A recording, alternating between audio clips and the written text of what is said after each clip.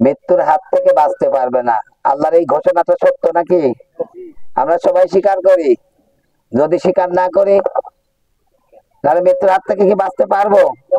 স্বীকার না করলেও এই মৃত্যুর কোলে ঢলে পড়তেই হবে, যেহেতু এই বিধান কার? মহান আল্লাহ। এরপর আল্লাহ পাক বলতেছেন যে তোমাকে হাজির করা হবে সেই সত্তার সামনে, সুম্মা তুরাদ্দুনা ইলা আলিমিল গায়বি ওয়াশ শাহাদা। তোমাকে হাজির করা হবে সেই মহান সত্তার সামনে, যিনি তোমার গোপন এবং প্রকাশ্য সকল কিছু জানেন। সকল কিছু কে জানেন? আল্লাহ জানেন না? যে আল্লাহ জানেন কিয়ামতের কাঠগড়ায় বিচারের মালিক হবেন কে? সেই আল্লাহ না? যে আল্লাহ আবার সব জানেন, সেই আল্লাহর বিচারের কাঠগড়ায় দাঁড়ায় দুনিয়ার মতো উকিল যদি 10-12টা লাগায়, ঘুষ খাস কিছু দিই, তাহলে পার হওয়া যাবে? পার হতে হলে কি করা লাগবে? আল্লাযী খলাকাল মাউতা ওয়াল হায়াতা লিয়াবলুয়াকুম আইয়ুকুম আহসানু আমালা। আল্লাহ পাক বলছেন আমি জীবন এবং মৃত্যু সৃষ্টি করেছি পরীক্ষা নেওয়ার জন্য, দেখে নেওয়ার জন্য যে দুনিয়ার জীবনে আমলের দিক দিয়ে কে সেরা।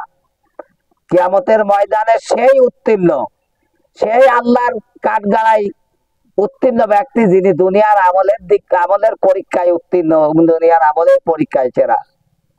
তা আমাদের সেইটা হওয়ার দরকার আছে না নাই? আছে না?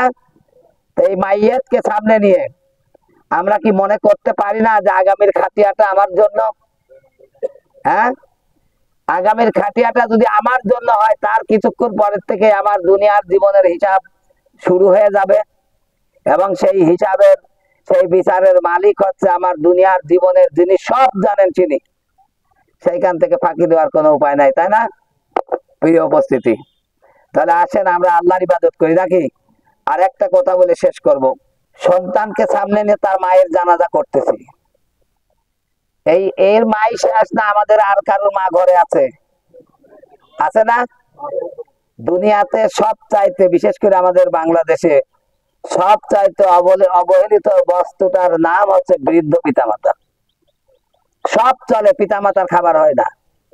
সব চলে, পিতামাতার একটা ঔষধ জোটে না। সব চলে, পিতামাতার দিকে কেউ ভালো দৃষ্টিতে সন্তানরা তাকাতে চায় না। অথচ ওই পিতামাতার হাতটা না ধরলে আপনি দুনিয়ায় দাঁড়ানোর শক্তি আপনার ছিল না।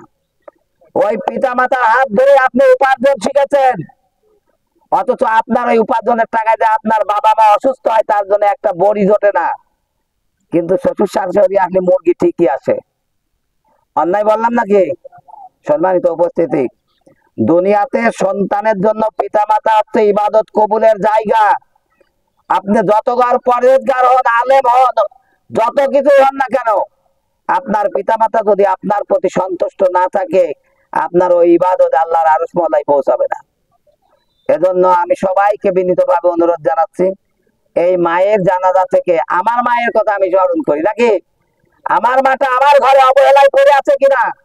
আমার পিতাটা আমার প্রতি অসন্তুষ্ট আছে কিনা? যদি ওই পিতাকে সন্তুষ্ট না করতে পারি, আমি দুর্ভাগা, আমি হতভাগা সন্তান।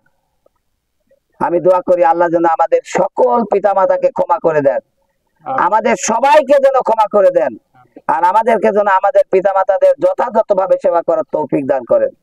এই মায়ের জন্য দোয়া করি, আল্লাহ যেন তার সকল নেক আমলগুলো কবুল করে নিয়ে জান্নাতের সর্বোচ্চ মাকাম দান করেন। আমিন। আসসালামু আলাইকুম ওয়া রাহমাতুল্লাহ।